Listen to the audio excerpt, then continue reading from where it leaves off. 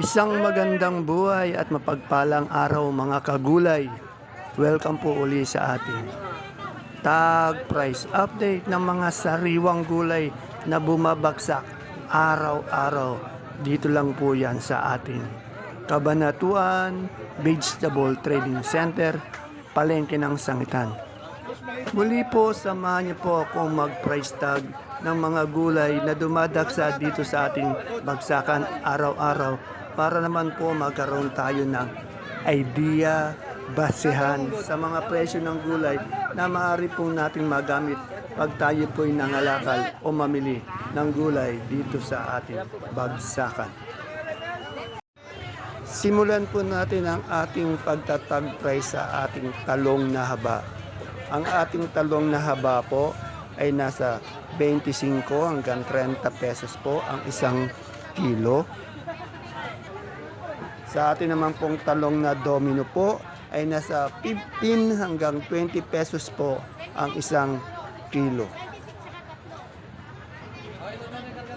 Yung ating sigarilyas ay nasa 70 hanggang 80 pesos po ang isang kilo.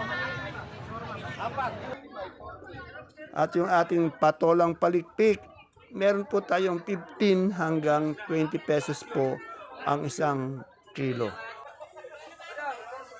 Sa ating pong dahon ng sili ay nasa 40 hanggang 45 pesos ang isang kilo. Sa ating peche naman po, 18 hanggang 20 pesos po ang isang kilo.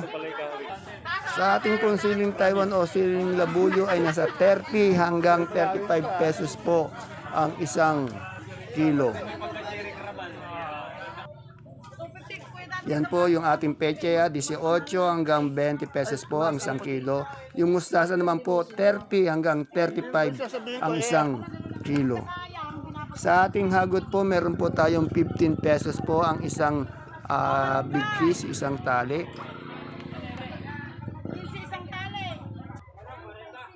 At yung ating bonitong ampalaya ay nasa 18, 20 pesos po ang isang kilo. Medyo bumaba yung bonito. Sa atin naman pong upo, napakababa. Meron po tayong 130, 150 ang isang bundle. Napakamura ng ating upo. At yung Sophia po natin, nasa 20 pesos po ang isang kilo. Yan yung ating pong pipinong bakla, nasa 25 po ang isang kilo. Yung puso naman po mapagmahal, nasa 25 pesos din po ang isang kilo.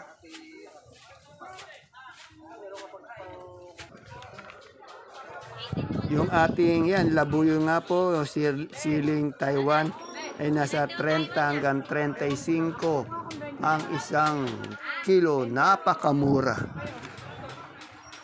Yung ating siling sultan ay nasa 45 hanggang 50 pesos po ang isang kilo. Sa ating siling panigang naman po, meron po tayong 30, may 35 hanggang 45 pesos po ang isang kilo. Yung 45, napakaganda na po daw nun. At ang ating pipinong puti, yung maganda-maganda po nun, nasa 20 hanggang 30 pesos po ang isang kilo. Sa atin naman pong kalamansi, medyo bumaba siya, nag-slide down siya. 1,008, meron tayong 2,000 ang isang bundle o isang red bag, 30 kilos po yan. 2,000, 1,000 at 800 po. Sa atin naman pong kamatis, meron po tayong 12, 13, 14, yung pinakamababa, 10, baksak daw. Mababa pa rin po yung kamatis dahil napakadaming kamatis sa ating baksakan. Karaniwan po 12, 13. Sa ating mais po, yung dilaw, mababa din po ngayon mais. 12 pesos po yung isang kilo o 120. Yung puti po, sa 18 hanggang 20 pesos po ang isang kilo. 180, 200 isang bundle. Sa ating pong kamote, yung Taiwan sea po natin, nasa 45, yung pangmol, yung ube, 40, yung dilaw, 38, yung puti, 35, per kilo. Ayan po yung ating sigarilyas, nasa 70 hanggang 80 pesos po ang isang kilo. Yan, Sophia natin ay nasa 20 pesos lang po ang isang kilo.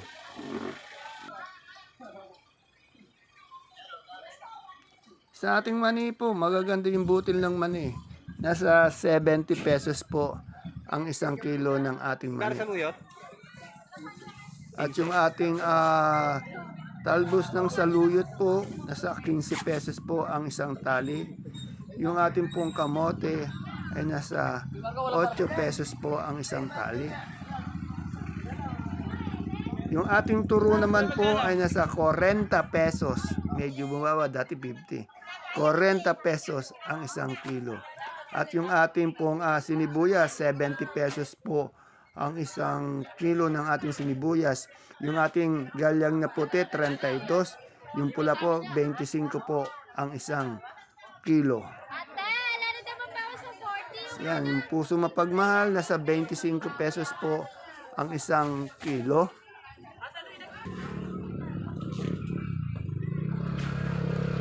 At yung ating supremang kalabasa naman po, naglalaro po sa 21 yung malaki, 20 pesos po yung medium, nasa 18 naman po yung small.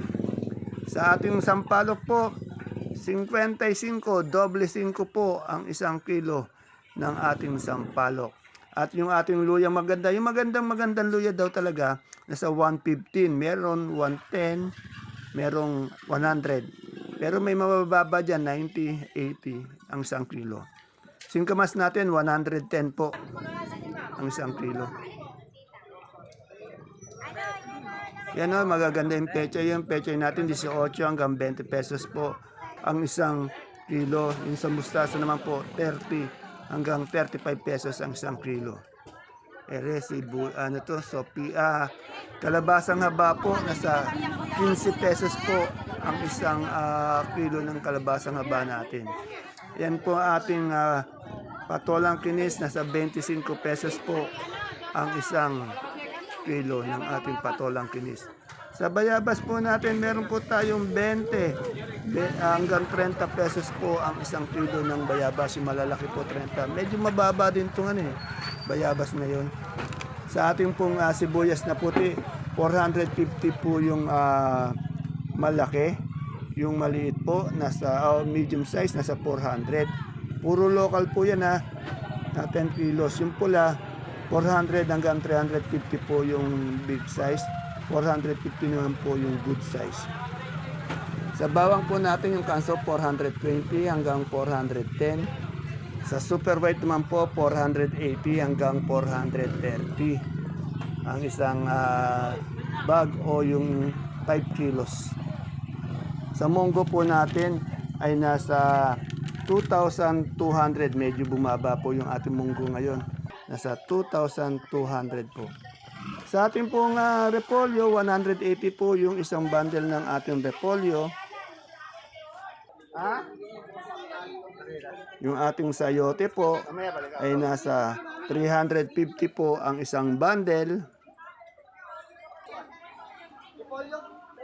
Sa ating patatas po ay nasa 450 po ang isang bundle.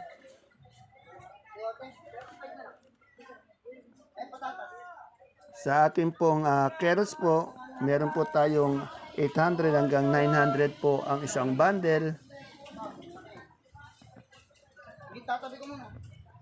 At yung ating pong broccoli, 50 pesos po ang isang kilo. Yung coli, 45 pesos po ang isang kilo. Yung celery po natin, nasa 70. Ganun din po yung leeks natin, 70 pesos po ang isang kilo. Yan po yung celery, pati leeks. Pareha pong 70 pesos per kilo.